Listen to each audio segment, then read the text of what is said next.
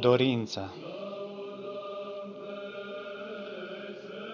În iarna asta, Doamne, îmbracă lumea în alb, cu bine, nu cu haine, și leac dă-i celui slab.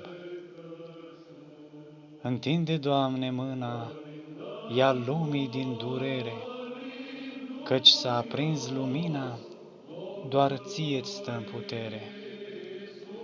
Și dă porunci să ningă, cu pace, cu speranță, frumosul alb să învingă, să înceapă o nouă viață. Poate vom fi mai blânzi, mai buni, mai iertători, părinți pentru flămânzi în prag de sărbători. În iarna asta, Doamne, în iarna care vine, îmbracă-ne cu haine curate ca și Tine.